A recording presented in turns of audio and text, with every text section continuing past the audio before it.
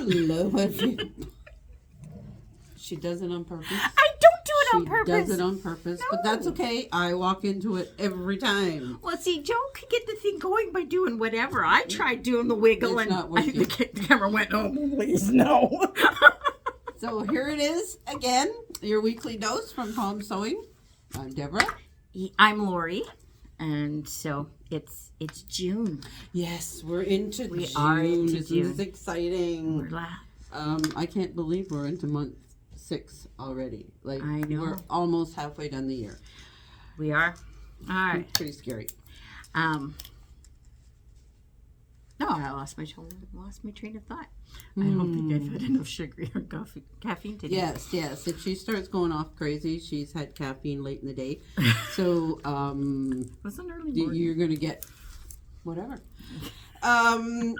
We don't really have any announcements this time other than the fact that it's June.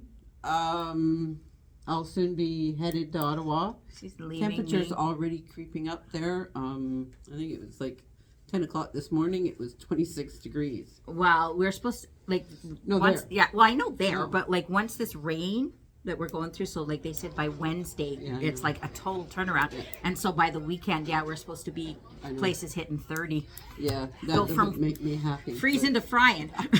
Exactly. But it is the lower mainland, so, you can't have everything. No. So, but announcements, we're shy on announcements, but we do have something special this afternoon. We got some classes. Yes, We yes. do have to mention, so Yeah. we can get classes. So we have the Zoom patriotic pillow. Yes. And in that's the one that we've made Canadianized. Yes. That's this Friday. Friday. So there is still some spots in the Zoom class. So for those of you who are very familiar with your machine, just want the patterns, get an idea of, Yeah. the fun stuff with it, sign up for that. Saturday, a special class. Tom's giving a class on machine maintenance. Yes. And there are a couple of spots left there. So, if you want to know what to do between your regular maintenance and you want to hear it from somebody who really knows what they're doing, come to the Saturday. She just scratched something on my list. Okay, so you want to tell me about that? Well, we had to reschedule Coffee Corner. Okay, I looked at the calendar 15 minutes ago and it was still there. Shouldn't be. It was rescheduled earlier, Okay. and in that, All right. so it got bumped. Don't party too hard. We bumped it until October. Just there was a couple people who have gotten a new embroidery machine. Yes, And so- really want to take the course. Yeah. And so we decided to bump it 'cause when their machine comes in. That works for me too. Well, I It think really that does. I It's much better. And tomorrow, the Surger levels 1, 2, and 3 start all over again in Country Folk, and they will start again here in Surrey at the end of the month. And next Thursday, Embroidery and Me with Yes. Lori. come spend time with me. I'm lonely. So now Now to we- our special segment. Yes. So Tom gets asked a lot of times 2 major questions. Yes. And so we're going to focus on isn't the it working? second. Okay, well, I wasn't going to go there, but I was going to. We're going to discuss the second question he Yes. gets a lot because he can probably answer the first question like without even thinking of it, and it's like 1 or 2 words, like Yeah. how many days till Christmas? There you go.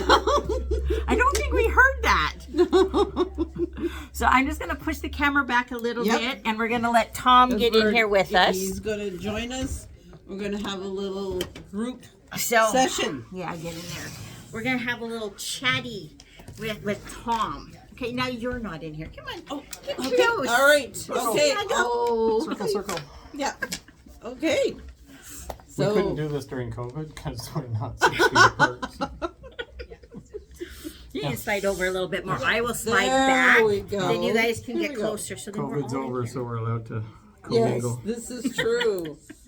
Sewing machine brands. So yes, so I quite often get asked, what is the best brand of sewing machine out there? And the answer is, there's 8 major brands out there. They all have good machines, and they all have garbage I wouldn't touch with a 20-foot pole. And some people will say, oh, but this brand doesn't have any garbage. Yes, it does. Okay, they all do it. There are no exceptions. Some do it better than others, some do it worse than others, but they all do it. On the whole, most of them have the majority of their line as great machines. But it depends on getting the machine that's designed for you, right? Okay. Yeah. So, any ideas on where this concept of good brand versus bad brand comes up? I think because we all have a preference, because we've used different machines out there. I know I have a preference. Everybody knows my preference. It's Janome. It's what I like. I like to stick with that brand. I've never had anything go wrong. Like, Catastrophic. yes, and like the first one I ever got, basically it's like 40 some years old, and it is just now reaching. I put it through a lot. And how many other things in your house do you have that are 40 years old? Nothing. Nothing. Yes. Absolutely nothing else has lasted that long. The sewing machine world has a different set of standards and requirements from their consumers than most every other product out there. Yes, we expect a lot. If you told Microsoft that you wanted their software to work for 20 years without an update, they'd laugh at you. This is very true. I'd like a Very machine true. or It washing. sounds plausible that's where it comes Yeah. from, but it really doesn't. It comes from back in the early manufacturing day. Okay, each brand only made 1 or 2 models. And the difference between the 2 models, if they made 2 models, was one was in a cabinet and the other was in a heavy case and still weighed as much, so you couldn't move it unless you had a forklift. Okay, but that was the portable version. Yeah. Okay. And so if they did a good design job at that particular era of machine, people say, oh, I love that brand, they have such a wonderful machine. If they did a bad job of designing it, people said, oh, that brand sucks, stay away from it, it's garbage, oh, what did they do? Okay. The 8 major brands out there are still around because when they did screw something up like that, they quickly did redesign and fix the problem, or they wouldn't have been around, Right. And we wouldn't still be talking about them. Okay, so when I mention 8 major brands, okay, the 8 major brands are Janome, Babylock, Husqvarna, Singer, Elna, Pfaff, Bernina, and Brother. Okay, there are a ton of other brands out there. Some are department store brands, like Kenmore. Funnily enough, the Eaton brand was called Viking, which is now what Husqvarna is. They're Husqvarna Viking, slowly transitioning into the Viking name. So when somebody says, I have a Viking machine, it's like, Eaton Viking or Husqvarna Viking? Which Viking? So it's kind of like the era when they reuse their model numbers. Like I just had somebody asking me about a Bernina 730 today, and I was like, Bernina 730 from the 50s or Bernina 730 from the 2010, 11, 12, 15 era? They are slightly different. Really? Wow. Okay, so these are all big companies. They wouldn't still be around if they made garbage and only made garbage.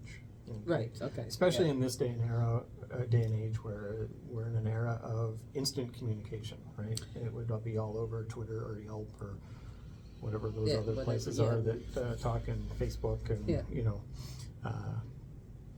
Okay.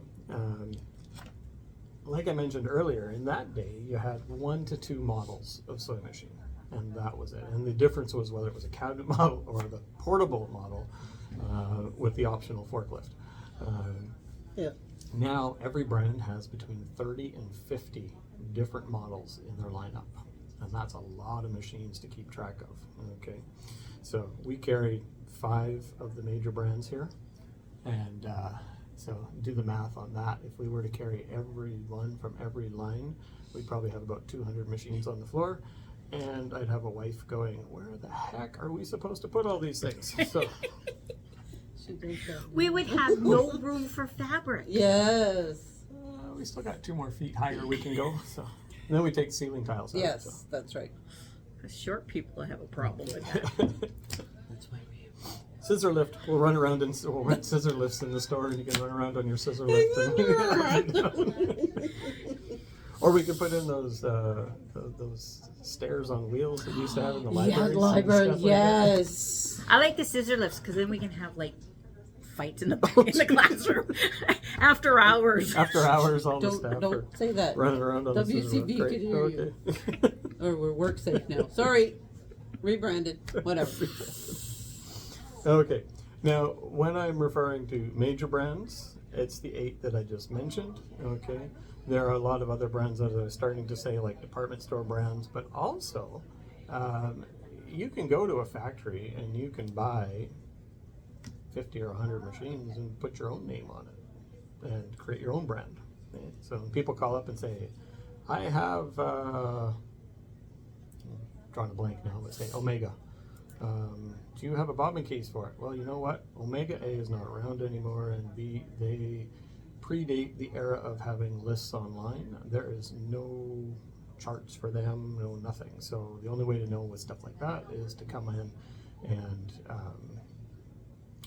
mix and match for it.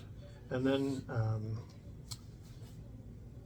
we just had a wonderful adventure with SVP. SVP is Singer, Viking, and Pfaff. Viking is being Husqvarna. They just got a brand new website, and they're young, I'm guessing young people designing their website for them felt that there was no need to keep any record of the old website, and so it didn't just turn it off or shut it down, but literally wiped the drives that were holding the data from it. So all of our service manuals, parts manuals for everything over 20 years old, gone from the database. And the stupid part is, it's like a minuscule amount of memory. Like you could walk around with a USB stick that would hold everything that they had on it. Yeah, just gone. Like when I was at Husqvarna training, they were saying in the service department, when they heard that it was being wiped, the whole service department, everybody in the service department stopped fixing machines, stopped what they were doing, and they all jumped online and they started downloading as many files as they can. So some of them are saved, but they're on USB sticks and stationary hard drives while they work on how they're going to get them back out. But yes. Whoa, that's scary. Yeah. Wow. Okay. So The current mentality. Wipe it out. the fun computer people of today, they don't understand that, because to them, you would never ever fix a computer that's 20 years old. You would never fix so if it's 40 years old. That's right. So you would never ever need to see a service manual for it or a parts manual. It's totally irrelevant. Well, no, it's not. It's still needed because they're still working. So now you heard me mention the SVP, okay, and that's the parent company of Singer. Now a lot of people here in North America think Singer is passé. It's just a little company. Is it even still around? I sort of see them online and stuff like that. But a lot of people don't know is that Singer owns Husqvarna. I said it right that time, and Pfaff. And when they bought them back in 2006 or 7 era, they already had, Husqvarna and Pfaff had a huge footprint in North America and a huge lineup of sewing machines from low to high end. And so rather than going after and replicating a third line of the same thing, they decided to focus the Singer brand name into what we call big box retail and online Amazon type sales and stuff here. So the misconception is that Singer is really has-been company when it's actually probably the biggest distributor of sewing machines out there, because they distribute for 3 brands. Right. So instead of just reinventing the same machine and just slapping a different name on it, they decided to focus on On different layers. A totally Different different layers. market. Yeah. Yeah. And so, and that goes back into why they have 30 to 50 different models. Right. So we all have different sewing tastes and different sewing desires and needs. So they try to group them into smaller segments instead of, do I sew or don't I sew? I'm buying a cabinet or I'm not. Now you can buy a sewing machine suited for the type of sewing that you're doing and what you're planning to do. Okay. Questions, comments, moans of despair, wails of depression, jumps of joy, or yips of glee? This is why we have different throat sizes. This is why we have Yeah, different di- throat sizes. That's Yes. right. Different So, stitches. okay. So, who's associated with who and who's not associated with who? Okay. So, Janome owns Elma, wholly and completely. There is no ifs, ands, or buts about it. Singer, or SVP, owns Husqvarna and Pfaff and Singer. It's all under one umbrella. Now, if you talk to the Pfaff people, they own Husqvarna and Singer. If you talk to the Husqvarna people, they own Pfaff and Singer. If you talk to the Singer people, they own everything. Okay? So you kind of take that with a grain of salt. The big misconception in inter-sewing machine relations is Baby Lock and Brother. They have no affiliation whatsoever. Like Bernina, the only thing they have in common is they start with a B. And that's it. Okay. But, and this is where the misconception comes, they do share a lot of the same factories.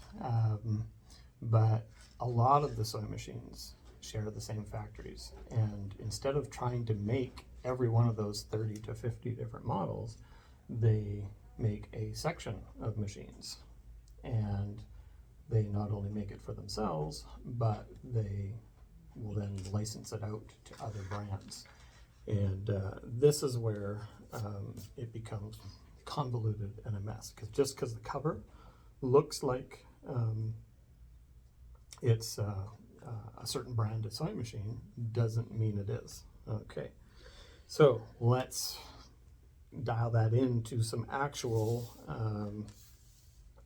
physical seeing of things. So there is a serger out there. It used to be in Canada as the BL097. It came out in the 90s. Okay, and it's an entry-level serger. Baby Lock Canada brought it to market. I say brought it to market because it's not made by Baby Lock. They just design it and put their name on it. Okay, but that same machine is also under the brand of the White 1934D, the White 2000. Currently, the Husqvarna Amber S100, the Pfaff Admire 1000, and the Baby Lock Vibrant 460. In previous versions, Singer 14J334 also was that same chassis of machine. You hand me that guy over there, please. So this is what I mean by chassis. Okay, so this is your chassis.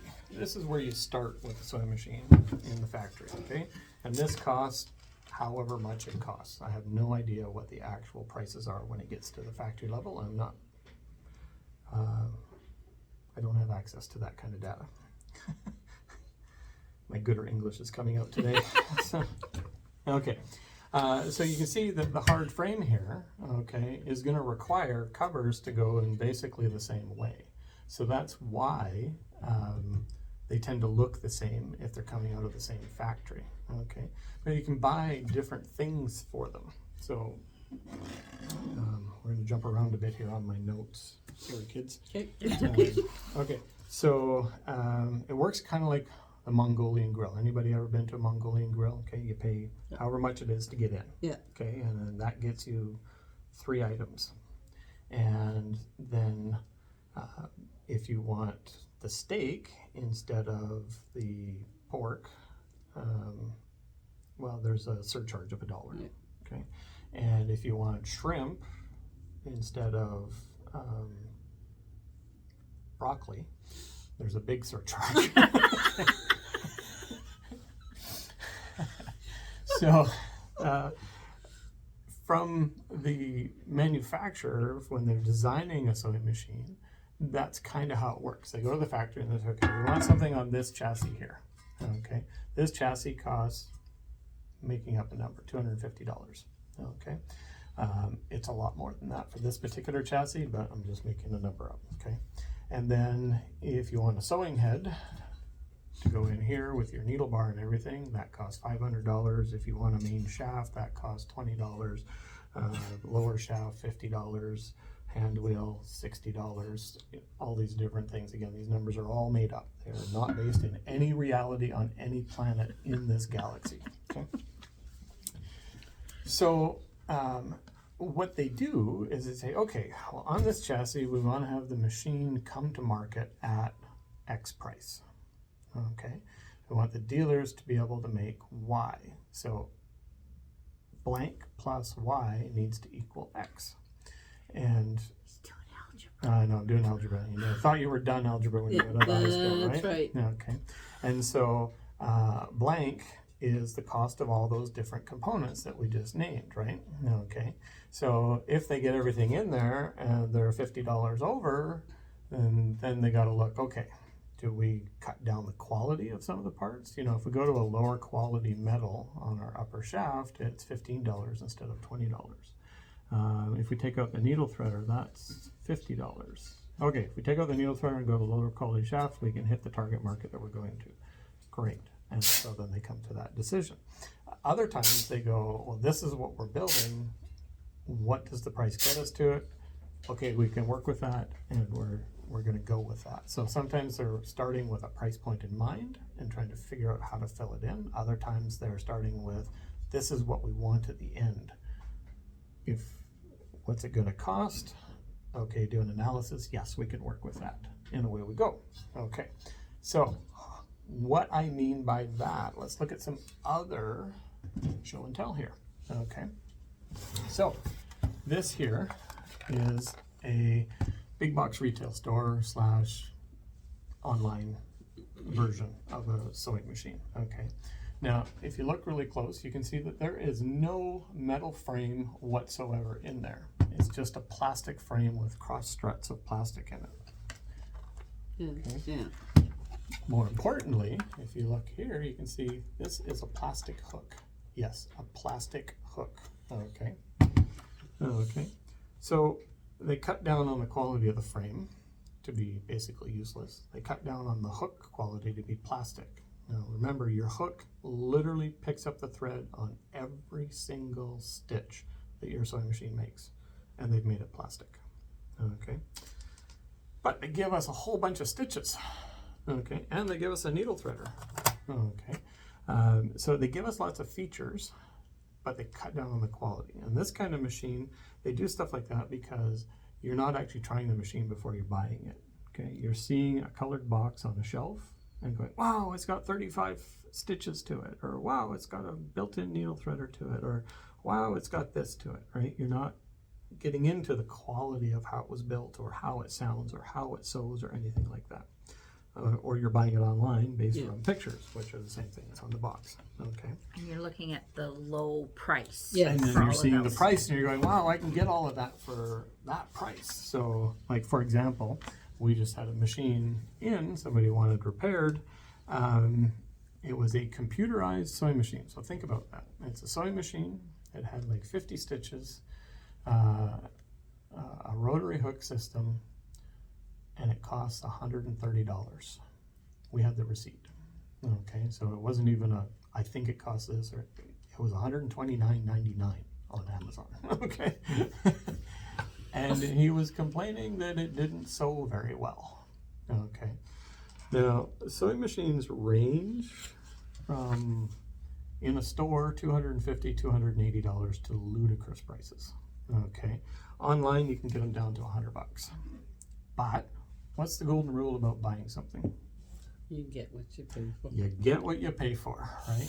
Okay. And yeah. And this is exactly what I'm referring to. So now,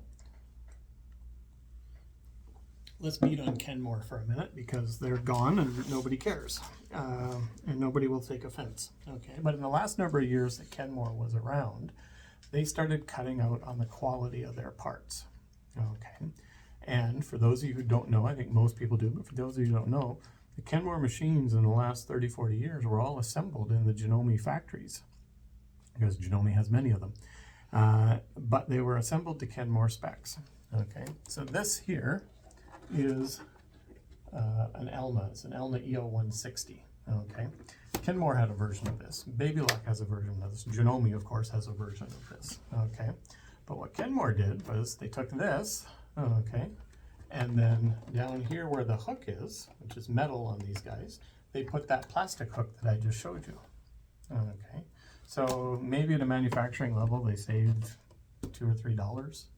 I honestly don't know what they cost between manufacturing a plastic hook and manufacturing a metal hook, but it can't be that much because retail-wise they're not that much. Well, I don't know what the plastic ones cost retail because we can't get them. So if you buy a machine with a plastic hook and you jam it up, your next step is the recycling depot because there is no way to fix it. Okay, but then they went a step further. And on this chassis, again, this is another Elna, Janome 740 DC, same machine. So 50 stitch computerized machine, nice metal chassis like this, but much smaller. Okay, everything in it, all to tip-top condition, and then they put that same plastic hook in it. So imagine buying a $500 machine, computerized, 50 stitches, one jam up, and the machine is toast. Okay. And there's no way to switch it out with a metal hook. They're built to completely different sizes in the machine. Okay, so yeah, all of the brands do things like this at different points. That's why I say every brand has good machines, and every brand has machines I won't touch with a 20-foot pole. Because without naming brands, I can tell you everyone has done something similar at different price points within their machines, and hopefully quickly realizes the folly of their way and changes it out. Okay. I think I've covered everything on that page and that page. Yeah, we were talking about like with the hooks and what you pay for. Okay, so you were talking about like the difference in pricing and stuff. So really, what is a good price? Okay, so like I said, we start with machines around $250 to $280, and then we go to ludicrous. Okay, so now a $250, $280 machine is something like this. Okay, this is an actual machine. Okay, this happens to be a Babylock Zest. I can tell from the little green dots on here that I took the front covers off. Okay, it comes out of the Janome factory. It's to Babylock specs, and even at the low end, Babylock's a premier brand, and they really like to embrace the edge of the law of diminishing returns. So whereas you can see even on the Elna here, I don't know if you can see, but they've gone to a plastic ankle. Now there's nothing wrong with plastic ankles. They've been around for 30, 40 years, okay, and they work quite well. They're not as good as the metal ankle, but Babylock on their version kept the metal ankle on there. So Janome has a lower level machine, the 234D, which is this machine with different colored covers, has the plastic ankle like I just showed you on the Elna. But their 1108, which is heavier duty, basic same chassis, but much higher quality parts throughout and a much higher price, is got the metal ankle. Okay, and that's the visible part of what you guys see. Inside, they've done different things as well. Okay, but the chassis is starting at the same basic point, and then they have like a higher level bobbin winder. They have a different system here for this and a different system for that, and they pick and choose and get to the price point. But this machine on this metal chassis is giving you not only the metal chassis, but it's giving you a metal timing rod. It's in here, it's metal top to bottom, okay, for controlling the timing between the two. You have a metal hook in here, it's front load oscillating style. Okay, other brands have given us plastic timing rods, plastic hooks as mentioned, plastic frames, to save a few it can't only be nothing more than a few pennies, Right. right? That they're actually saving, but when you multiply it over the millions of machines they do, they decide that there's actual savings in there. Okay, so in that, when you're looking online or when you're looking in big box retail, you're going to get lower quality with a lot of features, because it's features that sell it to you in the store, because there's nobody there explaining the difference or why it, and there's nobody there allowing you to plug it in and sew it. You notice they don't even have power in the sewing aisle at Walmart or Canadian Tire, or you can't plug it in to even test it. Okay. The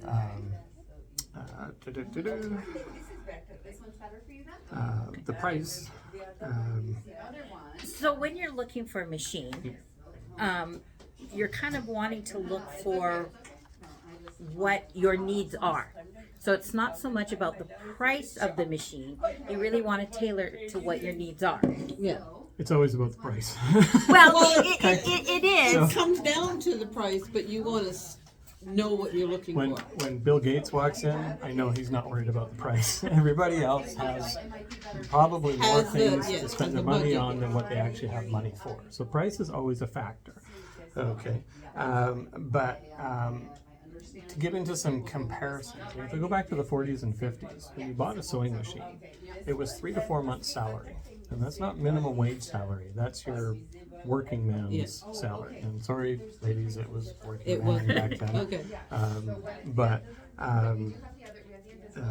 Because life wasn't fair back then, or now, or ever. So, but minimum wage nowadays is over $2,500 a month. So on that same comparison, okay, that's $7,500 to $10,000 in purchasing power they were spending on a sewing machine. Right. Wow. And do you know what the sewing machine did back then? Sewed straight.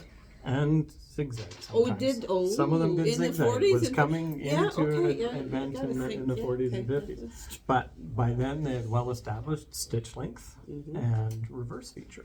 So, and they were branching into zigzag as a functionality. So that's what 3 to 4 months salary got you. Okay, so I was actually just thinking about this back in the 90s. I was working for $8 an hour, and now minimum wage is over 17.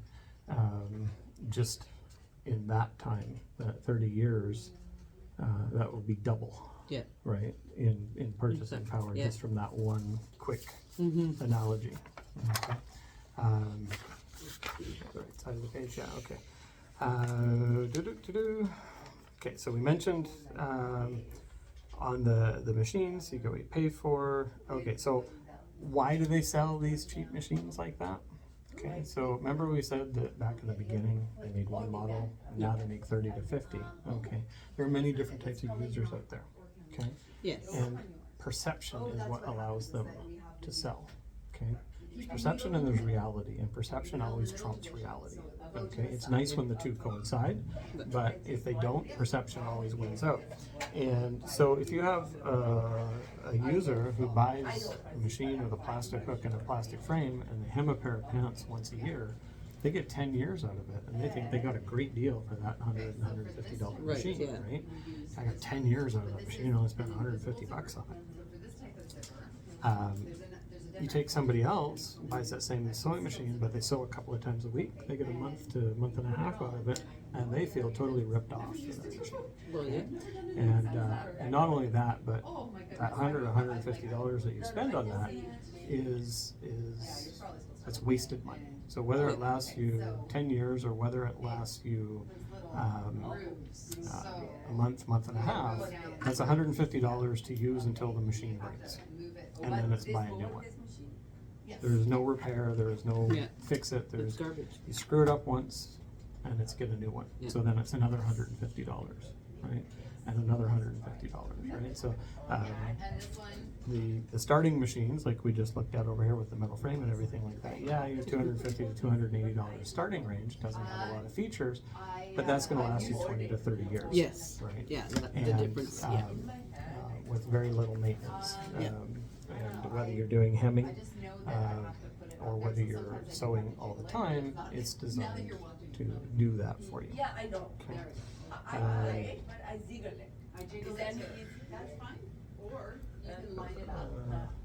Couple things. Okay, so on the price point, I do have some good news for you. You don't have to spend $10,000 to get a decent sewing machine. Don't have to, but We want we to. want to, but you know, We all we all want dream. to, but We all dream. Yeah, exactly. Yeah. But sorry, my brown water's done now. Okay. It's diabetic hot chocolate. Tastes like brown water, but works on the psychology. So you think you're drinking Okay. hot chocolate. that's right. Okay. Perception. Yes, perception. So since the 40s and 50s, they've improved manufacturing processes and your value for money in what we get, okay, how we do things. So to get equivalent quality of sewing machine is what you would be getting for that $7,500 to $10,000 in the 40s and 50s. If you're looking in the $1,000 range, you're going to get a good solid computerized machine. Now, if you don't want computer and you just want a mechanical, about 450 to 800 is going to give you tip-top mechanical machine. Top quality throughout without any of the extra bells and whistles. So you still can buy a good quality sewing machine that's mechanical without the computer stuff. As it turns out, you can buy a $130 computerized sewing machine too. So Hardly. Yeah, but then it comes in and sees you a lot sooner than what it was. Well, yeah. Not So, that you can do anything for it. cannot make it so better than what it's designed for from the factory. that's So right. Yeah. okay. So after the $1,000 range, because remember I said we go to the world of ludicrous. Okay. I know you're all wondering what ludicrous is, but you better be getting ready to sit down because we're going to get to the word ludicrous pretty darn quick here. So after that $1,000 range, then what we're starting to add in is quality of life and actual function and feature designs to the machines. Things such as a longer throat space. Like you notice this chassis is a heck of a lot longer than this chassis. Okay, see the difference there? Okay. In sewing machines, wider is better. Yes. Not so much. We start adding in like the longer arms you saw there, automatic thread cutters, automatic pressure foot lifters, needle threaders. All those are in most everything now too. Built-in walking foot feature. If your FAF, it's IDT. If your Janome, it's AccuFeed. If your Babylog, it's digital dual feed. Every one of them has their own name. They Does the same accomplish the same thing, but they accomplish it different in a lot of cases. So you end up at the same place or very near the same place, but the journey is different. Okay. Now, okay, so everybody's sitting down. You're ready for this ludicrous feature? Okay, or price? Okay. Household sewing machines now range up to $25,000 for one. That's not multiple, that's one. Okay. I didn't pay that much for my first house. No, I know. It's like I had 50 cents once. I bought a house and a car and I put 17 cents in the bank, right? So, I quite often get asked who would buy a $25,000 sewing machine. Okay? Everyone online's going. So I usually get asked that by people that can't even fathom the possibility of purchasing a $25,000 sewing machine. So what I've come up with to give them an idea of who's buying it, and this is by no means everybody who's buying it, so but this is just an analogy for them so that they can accept it and move on. I say to them, have you ever been on the highway, Highway 1 over there Friday night or Saturday morning, and you see those $150,000 pickup trucks heading out with a $10,000 lift kit on the back and two $15,000, $20,000 ATVs? If their spouse, male or female, sews, they use a $25,000 sewing machine. That's right. That's right. Yeah. So, Yeah. if you're trying to figure out why broccoli went up in price this week, $25,000 sewing machine is not in the cards for you. Okay, and it'll probably be harder for you to purchase that $250 sewing machine, and that $250 sewing machine will mean more to you than the person with the $25,000. Yes. That's right. And so that's one thing that bugs me with salespeople in our industry. I don't know if everybody here is a quilter, but most of the industry is quilting, especially where we're focused. And so I get time and time again people come in. I'm looking to get into quilting, but I don't have $5,000 to spend on a sewing machine. You don't need to spend $5,000 on a sewing machine to quilt. No. Well, I was at this store or that store, and they said I need $4,000 to get this machine so I can quilt, or $5,000 or $6,000 for this machine so I can quilt. And I'm just like, you see this guy here? Okay. Or 250 guy? I think that's what they cost now. We'll have to check. Inflation, right? It might be 280. Okay. It sews a straight stitch. Okay. A straight stitch is all you need to quilt. Yeah. You do need to add a 1/4 inch footing. Okay. That gets you to your piecing. Yes. Okay. And then after that, you need to add a walking foot in so you can do your stitch in the ditch or working through Some the sort of quilt. quilt. Yeah. Yeah. It will be very difficult depending on the size of your quilt with the arm, okay? But I know a lady out there that has an older Bernina with this size arm who makes queen size quilts, and she free motion quilts the whole thing through that arm. I have no idea how she does it, but I think she's related to Mary Poppins. Yeah, that is not easy. So you don't need to spend these ridiculous amounts of money to quilt, okay? To quilt, for example, you need to sew a straight stitch. To hem a pair of pants, you need to be able to sew a straight stitch. Unless it's dress pants, and then you need a blind hem, which is on the basic machine. So everything over and above that is ease of use features and quality of life features, okay? Like I have a lady, she sews on a Singer Featherweight, and she loves her Singer Featherweight.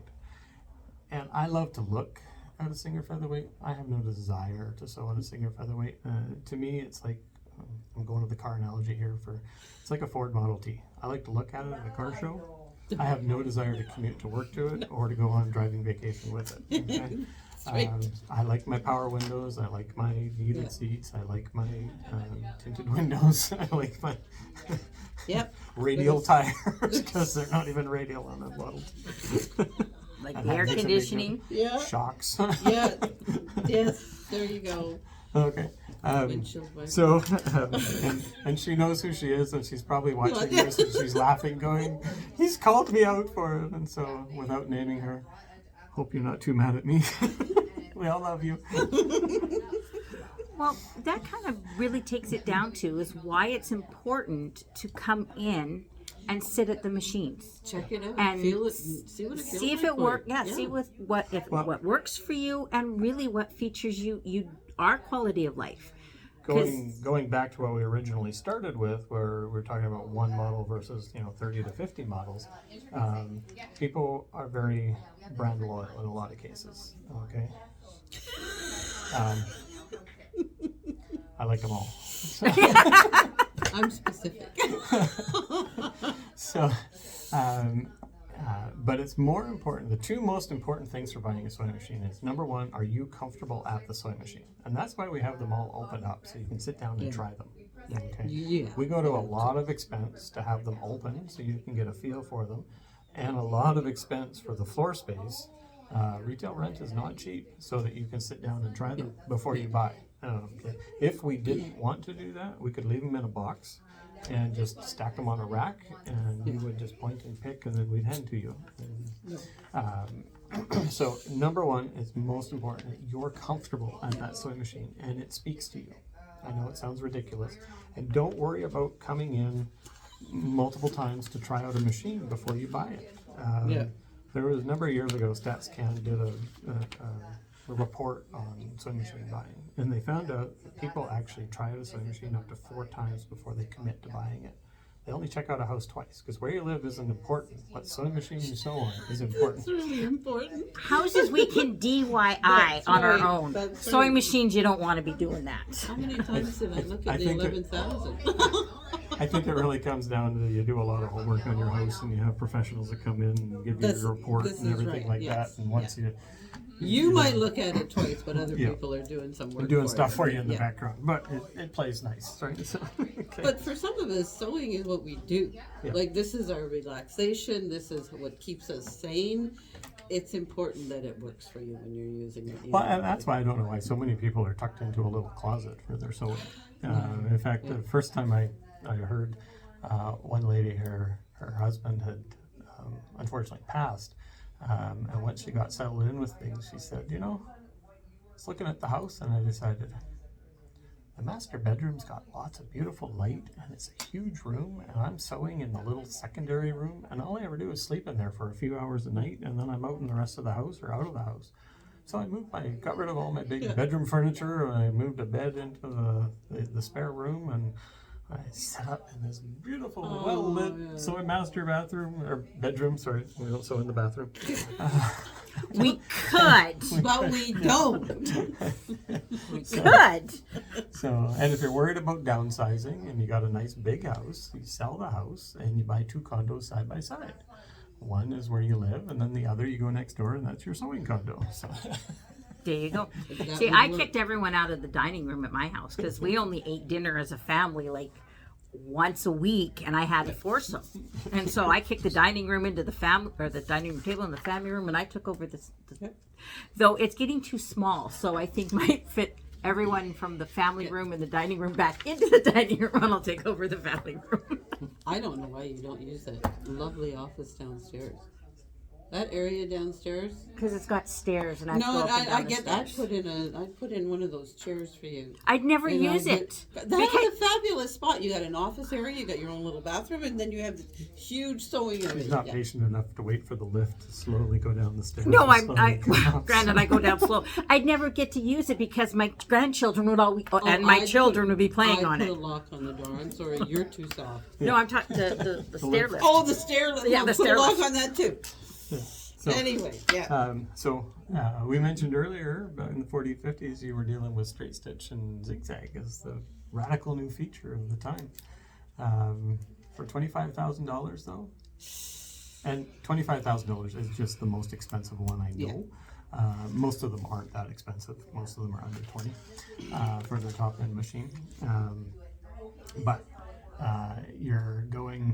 we have laser guides, we have touch screens that are as big as most tablets out there. Like I said, we go up to over 13-inch throat space now, from 5.5, 6 inches up to that's a fish story, but that's a big 13 inches. But There's hoops now for some of the machines for embroidery machines. Yeah. You can hula hoop in those Yes. suckers. you can hula hoop inside them. In fact, when the Epic 3 came out and I was in Florida for training, the CEO of SVP, when they launched it with their new Giga hoop, I'm not sure if that's the right term. It's a giant hoop. Anyway, it's so big that he actually put it down over top of him.